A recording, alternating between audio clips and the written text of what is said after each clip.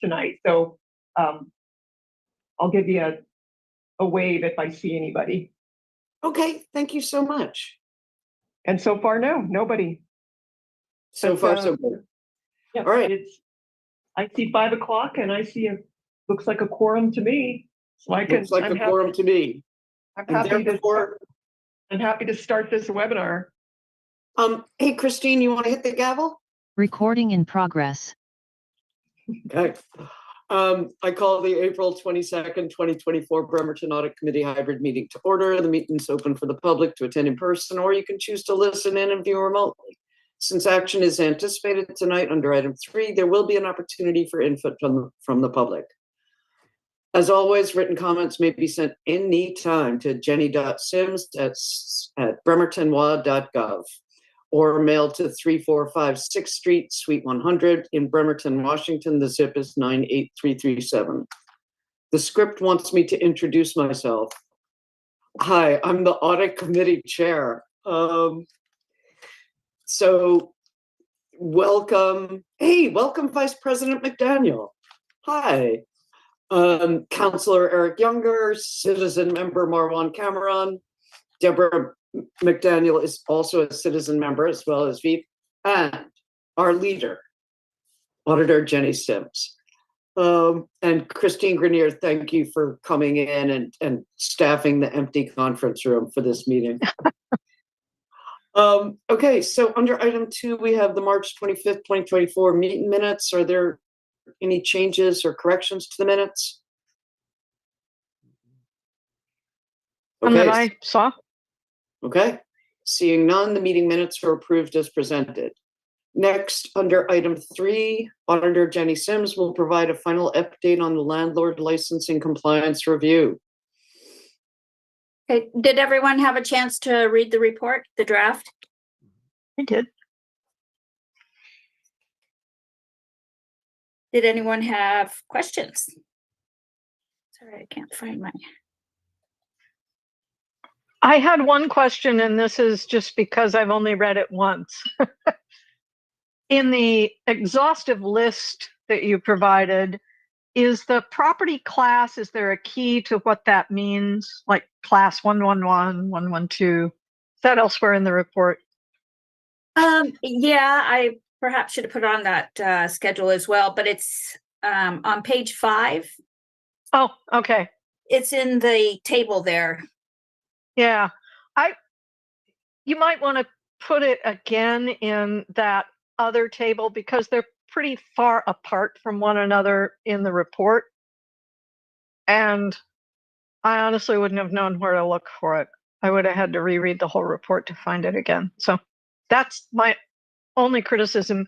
Yeoman's work. It's an awesome report. Thank you for your hard work. Oh, thank you. I appreciate you. Thanks, Deb. You bet. Eric, Marwan, any comments, questions? Yeah, have any of the 1,800 of these folks previously paid their licensing fee, or are these all new folks? Like, we're just discovering them, they weren't renting before and in compliance? They were not in the city landlord database. Whether that means they were never there, I don't know. That was kind of beyond the scope. Will there be any penalty for not being compliant? I am not sure. And on section 4 on page 12, how long will they have to pay? Because it says 10 days from the time that this is executed, they'll have to get into compliance. So do they have that 10-day window, or just after 10 days? How does that work? You know, I wish I could get back to the screen. I lost you guys. Hang on.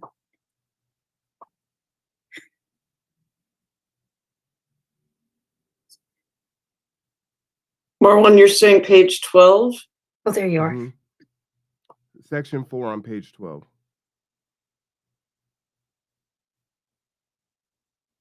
What are you looking at? The how long do they have to pay? It's 10 days Hold on, I need to open it up too. I'm just looking at my notes here. Yeah, it's not something that I looked at. It was, that's kind of another side of it. If you want me to research any additional things, I can do that, but it's not something I looked at.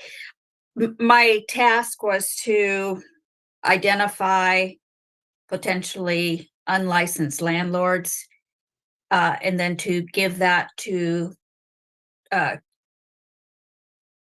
community development, and then they would decide what to do next with that data. And I really didn't dig into the rest of it. Mm-hmm. And I know a lot of the questions I'm asking are outside of the scope. I'm just wondering, just from your research, is there anything that you can make some assumptions on? For instance, looking at all of the Bremerton addresses that fall under the 1800 versus folks that are living in Bellevue with their mailing addresses, how many of these are commercial owners like Zillow? Did any of that stuff So pop up? residential properties, right? Yeah, there were a few commercial type names showed up, but it was very limited. I could probably give you that number if I don't know if you want me to look for it while we're on the phone now, but it was not a big number. I would estimate a dozen that just happened to come into the assessor's output. I'm Am asking I- that question because am I throughout the correct? country we're seeing a wave of Zillow and some of these other huge companies that are snapping up all these properties, and I'm curious as to, is that starting to become a trend here in Bremerton, and is that something that we need to be concerned about in regards to trying to keep our prices affordable? That's outside the scope of the auditor's task. No, I know that, and I prefaced that when I asked the question. Okay. Yeah, just- I didn't notice that. Again, I would have, when I did this, I wasn't sure what information would become relevant, but when I went through the properties, I kind of identified the ones that were multifamily, the parcels that had a mailing address that was different from the situs address, and the ones that had a commercial sounding owner, the name sounded like a commercial owner. And I had one other field that I categorized. Anyway, I did capture that data, but I don't recall that there were very many commercial property owners. Again, I think it was about a dozen. Gotcha. And that was my point, Anna, is, when folks are doing research and doing audits, oftentimes, new information comes up. It's like, oh, that's a pattern we didn't see before. So while I have her here, I wanted to try to inquire into Yeah, those things. I did it because I thought that scoring might be relevant. Like if they had all four of those categories, they would get 4 points. And so I just wasn't sure how it would evolve. And so when I was going through the data, I thought, well, best to capture it while I'm going through, so I'm not going back through. So it ended up being less relevant. And what is the plan going forward? These residents have been identified now. Do we connect them to Bremerton Housing Authority and try to help them come into compliance? Like, where do we go from here? Send letters? Well, the only people that they have to be in compliance with is with the city of Bremerton. So I tried to be quite clear in the report that this is not a list of unlicensed landlords. It's a list of properties that had characteristics of a rental property that did not appear to be have the landlord registered in the city's database. So I think that the plan is that I submit a more comprehensive list to community development, and then they use their discretion on the best way to move forward. It may play out that they send a letter that says, it appears that you may have a rental property in Bremerton per this code. You need to have a landlord license if in fact you do have a rental property. That's kind of how I see it playing out, but that would be up to Andrea Spencer, who's a very smart person, and I'm sure she'll know the best way to handle it. Thank you. And as Deborah said, this is a tremendous amount of work. This is fantastic. Thank you. Thank you. You all done, Marwan? Mhm. Okay. Eric, please go ahead. Yeah, so I read the report, excellent report, and I totally agree with you, Jenny. This is just red flags, right, if you will, that this could be an unlicensed property that's a rental property, but it's by no means conclusive. So I agree, DCD gets it. And do we usually ask for a management response to the report of what kind of corrective actions they're going to take, or is that something new to this committee? I have not done that in my reports. Okay, Deborah, go ahead. I can speak to that. In the past, like in the dark ages, when we did request such a response, we never got one. So I think we quit asking out of futility. Yeah, okay. Yeah, Christine, So- go ahead. I can add that typically when that was done, as you said, back in the dark ages, we usually had I believe, a 30-day window. Yeah. All right. Well, I think then that what we do is if we decide to issue this report and share it with the rest of the council and the mayor and Andrea, and then wait appropriate time, and then our council president, well, let's just gauge the temperature of the council. I myself, so Marwan, you asked about when would they be subject to a fine. My experience in the city of Bremerton is even if the code says you're subject to $1,000 fine or whatever, $100 or whatever, we don't start fining people until we've given them adequate notice and give them a chance to be in compliance. So the first thing is for the city, in my vision, would be for them to send out the letter, as you suggested, Jenny, and give them an opportunity to confirm or deny whether it's a rental. If they don't answer it whatsoever and the city does further investigation, it turns out they're rental, well, then you hit them with the fine because we put you on notice and you didn't do anything about it. That's on you. We put you on notice of the rules. So I think at a minimum, the letter should be generated and then have an opportunity for people to say, oh, look, I just have an extra house. I'm going to flip it. It's not being rented or whatnot. It's really unfair. We have a system of voluntary compliance by the way it is right now. This is voluntary compliance model, right? That's the IRS model on how they collect taxes. However, they have the power of doing audits and then they get you.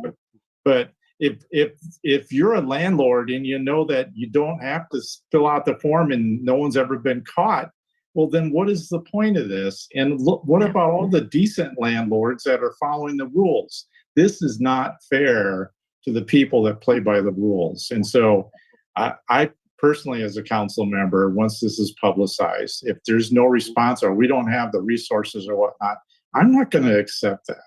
I'm just not. So that's all I have. Deborah, please Eric, go ahead. on that letter. Yeah, I had a Marwan. Deborah has her hand up. Yep. Please go ahead, Deborah. Yeah, thank you. I had a question to both Anna and Eric then, which is to when this is presented to council, to request of the appropriate parties and make clear that I would request that council say, we need a response on this. We need to know that this is being acted on. And, I don't know, like you said, you need to know the temperature of council, but hopefully, Eric, you and Anna can carry that water for the committee and for the city. Thank you, Deborah. Anybody else? Marwan, did you want to speak? Yeah, I did. Just building on that letter, could that letter include resources and connection to BAJ to help them in case you are to come in compliance with the, either weatherization, just kind of on a bigger scale. It's an opportunity if they're not using it as rental property, identifying some potential uses, as Eric was saying. Say, hey, you know what? I could rent this room out, or I could rent this property out. And I'm then sorry, you're cutting out, Marwan. Again, please. on the letter, I don't know where I cut off at. Adding in there a piece of connecting folks to BHA or KCR so that they can be brought up to code if that's what's needed through weatherization services that KCR has. And then my second question was also the benefit of potentially identifying some folks that weren't renting that would now consider renting now that they have some knowledge and information on what they would need to do that and find out how easy it is. And then lastly, are there any incentives that the city can do to encourage folks to rent to help keep to increase our stock of affordable units here in the city of Bremerton? Yeah, I definitely could see your points, Marwan, that we could do this, but really it's up to the administration. We could convey those ideas to them, but it's up to the administration whether they want to do that or not. I don't see why they wouldn't. We want to increase affordable housing, right? So I think you're on point of your ideas, but it would be a side of it. Right? The first thing would be, are you currently a rental? Yes or no? And by the way, if you're not, I agree. We could say, hey, by the way, do you know that there's following resources in case your unit's not meeting the compliance of the Landlord Tenant Act?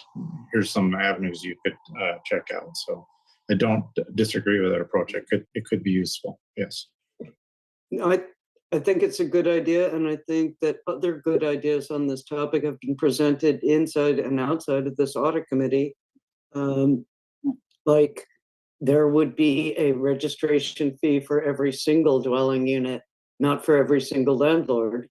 Eric, you said that when this was begun, that the idea was it would pay for annual inspections, thus taking the burden off the renter, right? Like instead of the renter complaining about the landlord, it's just a regular inspection happens every year or 2 years. And a few other ambiguities that I've noted in the actual BFCs. I like very much the idea of like saying, hey, if you need help doing this, here are some resources. But yeah, I definitely want to take the temperature of council, and I am hopeful.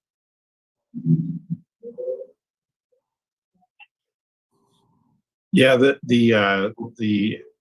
question of increasing fees, landlords are going to say simply that they're going to pass on any increased fees onto the renters, which has an undesirable effect. So you have to be careful on that one.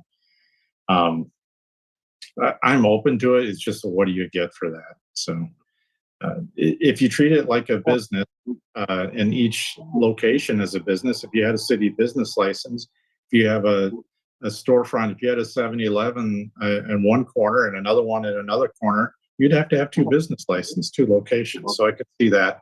Same token, if you have 50 units in one apartment building, you don't necessarily would need to have 50 licenses. You'd have it per parcel perhaps.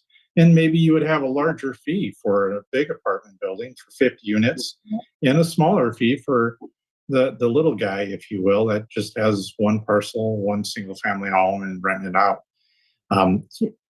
Obviously, the system that we have needs some work. It needs a total review up and down of what we're doing and coming up with best practices. I don't think I could come up with all the answers, but I think we've discussed, and Jenny's report shows some flaws in our current system.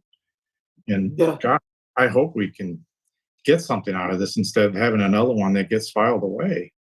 And that's up to you and I, Anna. That's up to you and I. I'm on it. Yeah. When you come back from Vegas. I'll be there next council meeting, but remote. So, Okay. You know what? You could bring it up and we could judge, do the litmus test. And then what we can do, we could put it on a study session. I think that's what we do. Another presentation to go over the report. Ask Jennifer for what we want, a half an hour to go over the report, and bring in the city attorney and talk about. She wasn't around. It was Roger and I wrote the landlord licensed as the Tenant Act or whatever, not the Tenant Act, but the 2013 one. It was Roger Lubavitch and I wrote that. So I Okay. probably refresh my memory, give some background with the council and how we got there. So. Well, for me, I also think that finding unlicensed landlords is it's not a vindictive thing. It's that every firefighter I have spoken to, and Craig Patty, who's the head of the union, has echoed this many times, says that one of the scariest sources of fires is just old electrical wiring in old Bremerton houses. And, you know, I'd just like to make sure, and that's a really good place where KCR might be able to be of help. But I've been in a fire. I've been, I don't want that to happen to anybody.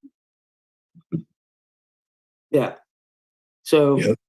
So there's always unintended consequences, and you're going to have people that are going to push back on us and say, look, at least they have a shelter. They have a roof over their head. And Yes. if the landlord has to spend X amount of dollars, they may just shut this place down.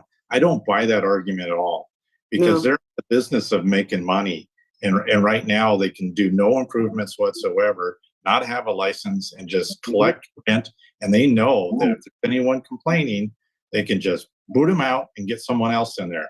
Whereas if you have it, so there you have to be inspected. And yeah, if you have something was built within the last 10 years, maybe you get an exemption, right? But if you have something that's being inspected, and the city's going to say, we don't have the resources, fine. We have this. They will. There's these models where you just pick a licensed contractor or approved inspection service, and your fee could pay for that inspection. So I don't buy that at all. Not at all. And if you look at the specific language, it repeats and repeats it repeats, like reasonably good, reasonably safe. It doesn't say that, you know, you have to have created an environment in which no harm can ever come to anyone in any way, which is, you know. So I think we can come to some reasonable thing. Yeah, and I think council would be interested in that. But yeah, that's the pushback that you get. It's like, you know, so there's black mold there, so there's, you know, been a hole in the wall. Like some of my constituents have had a hole in a wall for like 14 months, and I'm a hole. And you know, but it's a roof over their head. And I've heard that argument a lot, and I don't buy it either. I think treating people, giving them the conditions that we would not, like Kids Have Humane Society would intervene. I think we have a duty to intervene. Yeah. But you put it better, Eric. Yeah, Eric, I think your idea of maybe scaling the fee based on number of properties on the site, so that the smaller landlords pay the least, and the people who have, as you said, 50 units in a building, maybe they pay more, but it's not 50 times what someone with 1 or 2 units pays. So a way to scale it that's fair and wouldn't put an undue burden on the tenants. Right. $75 a year. Yeah.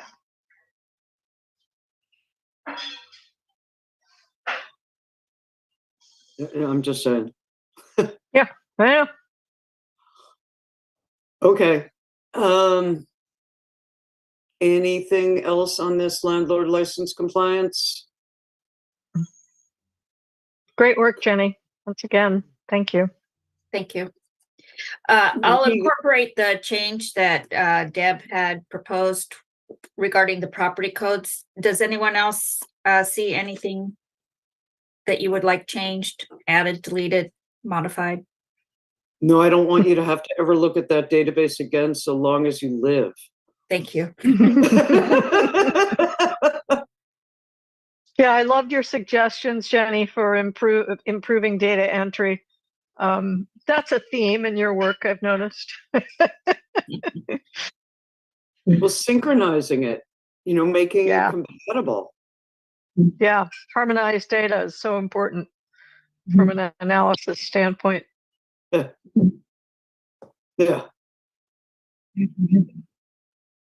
Yeah, Christine, go ahead. I just wanted to add for council's upcoming conversations that Anna, you would be providing a report at this week's study session. So if there's I any will. of these things that you'd like to speak to, just to gauge council's interest, going forward from there, May 2nd is the next public safety committee, if the subject comes up there. And then also the next study sessions on May 8th and May 22nd. So for scheduling the conversations, I'm just throwing those dates out. And then if down the road, council is very interested in looking at code revisions, that would become a potential agenda bill item and going through the city attorney's office. And we'd have to look at the timeline for how agenda bills, how those are all created and built for packets. So there is some lead time needed for conversations and development of those items. Yes. On that out. The agenda bill policy does require a lot of lead time. I'm sorry, someone else was speaking. I beg pardon. I'm done. No. Okay. So let me just make sure. Can you email me those dates, please, Christine? Yeah. 5/2, 5/8, 5/22. Okay. Thank you. Okay. Landlord license compliance review, going once, going twice. Yeah, Eric? If action is being taken, you were going to open it up to the public. I think the public is non-existent, but maybe need to make. There is one member of the public from an acronym. Okay, and I'm confirming that member of the public is our lobby concierge and is just listening. It's So we have Ian? a member of the public. Yes. Okay. If there's any member of the public attending in person or remotely, or do you have any questions or comments on this item? There are no questions or comments from the public. Okay. Is there consensus to move forward with issuing this report? That's the formal thing I have to say. Yes, I approve. I don't know about the rest. Deborah? Marwan? Yes. Okay, Marwan, yes. Deborah? Okay. All right. Phew. Okay, next, under item 4, we have other matters. Are there any announcements or issues to discuss?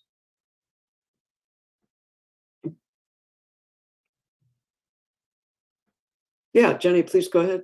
Well, I'll just say that my plan is to move to the procurement / bid splitting project. I think the courts item is still sitting out there, but the state auditor's office is not yet complete. So anyway, that's all. Okay. I wholly support, us, the audit committee urging Auditor Sims to move forward with the bid procurement, which is what we had planned. Any dissenters? All right. The next audit committee chair report to City Council will be at this week's study session on April 24th. Thank you again, Christine, for giving me all those dates. I really appreciate it. The next meeting is on Monday, May 27th. It's Memorial Day. So our next meeting will be on Monday, June 24th at 5 p.m. Is that working for everybody? I think so. Okay. Yeah. As far as I know, I may be absent then. We're going to be on a road trip in June and we don't have our dates nailed down yet. So I'll, just stay tuned and I'll obviously notify you if I won't be here. Okay. We will be filled with hope. We will look forward to hearing from you from a Motel 6 lobby. Right. We'll leave the light on for you. There you Okay. go. I'm going to do a Robert's Rules of Order thing that I've never heard anybody in council do. I'm ready to entertain a motion to adjourn. So moved. Okay. The meeting is adjourned. Hey, thank you all very Thank much. you. Have a Thank good you. one, everybody. Thanks. Bye-bye. Farewell. Thank you, Auditor Jenny Sims. Thank you, Anna.